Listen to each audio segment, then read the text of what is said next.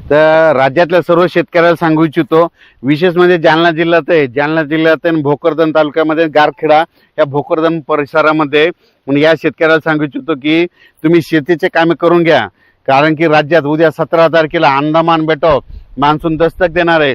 अंदमान बेटावर मान्सून 17 तारखेला दस्तक दिली तर 10 दिवसमध्ये केरळला यायला लागता, म्हणजे केरळला कधी येईल 26-27 मेच्या दरम्यान केरळला मान्सून येणार। मग तिथून काय होतं 5 ते 6 दिवसामध्ये महाराष्ट्रात येणार आहे। म्हणून शेतकऱ्यांनी शेतीचे कामे सर्वप्रथम करून घ्यावी।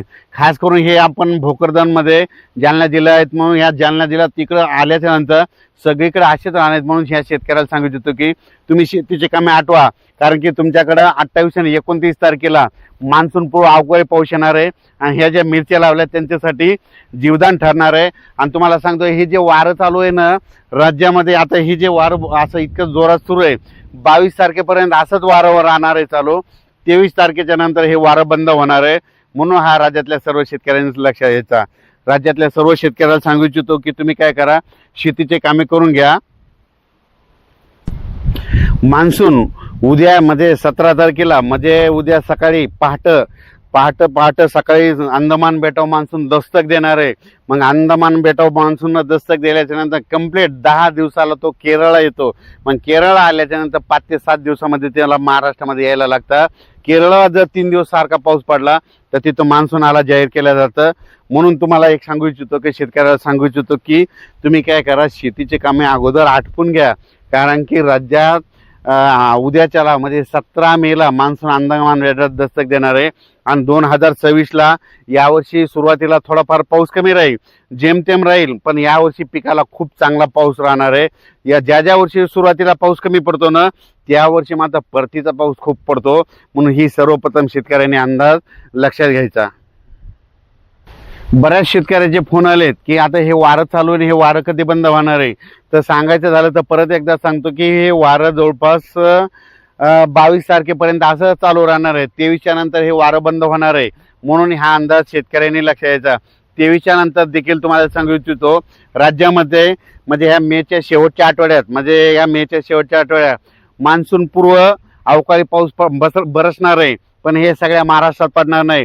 फक्त मान्सून पूर्व पाऊस कुठं बरसणार जास्त तुम्हाला सांगतो, सांगली जिल्हा, कोल्हापूर जिल्हा, सोलापूर जिल्हा, सातारा जिल्हा, घाटमाता, कोकण, पुणे, त्याच्यानंतर अहिल्यानगर, बीड जिल्हा, धाराशिव जिल्हा, हे लातूर जिल्हा, ह्या पट्ट्यामध्ये मात्र मान्सून पूर्व पाऊस बरसणार आहे। म्हणून हे अंदाज सर्व शेतकऱ्यांनी लक्षात घ्यायचा। ह्या जवळपास पश्चिम महाराष्ट्र सांगायचं झालं तर पश्चिम महाराष्ट्राकडं मग 21 तारखेपासून म्हणजे 21च्या नंतर 22-23च्या नंतर तिकडं मान्सून पूर्व अवकाळी पावसाला पूर्वमोसमी पावसाला सुरुवात होणार आहे। म्हणून पश्चिम महाराष्ट्राच्या शेतकऱ्यांना अंदाज लक्षायचा। पण विदर्भ आणि मराठवाडा आणि इकडं उत्तर महाराष्ट्र या भागाकडं मात्र हे अवकाळी जास्त येणार नाही। मग या इकडं विदर्भ मराठवाड्यात कधी येणार तर तुम्हाला सांगू इच्छितो 27, 28, 29च्या दरम्यान म्हणजे मेच्या शेवटच्या आठवड्याच्या टायमाला मग मान्सून पूर्व पाऊस येईल। म्हणून हे अंदाज सर्व शेतकऱ्यांनी लक्षात घ्यायचा।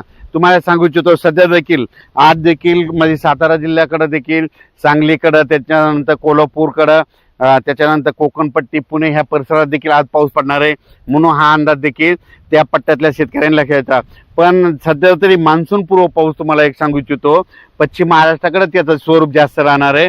आणि ज्यांचा ऊस त्या शेतकऱ्याचे मला फोन आले, काही शेतकरी म्हणतात आम्हाला ऊस लागवड करायची कधी करा, तर त्या पश्चिम महाराष्ट्राचे जे शेतकरी येतं कोल्हापूरचे त्यांना ऊस लागवड करण्यासाठी सांगू इच्छितो की तुम्ही काय करा, म्हणजे 20, 21, 22, 23 तारखेपर्यंत तुम्ही सऱ्या हे ओढून रेडी करून ठेवा, कारण की त्याच्यानंतर मेच्या शेवटच्या आठवड्यात मात्र पश्चिम महाराष्ट्राकडे चांगल्या स्वरूपाचा पूर्वमोसमी पाऊस बरसणार आहे। म्हणून अंदाज लक्षात घ्यायचा।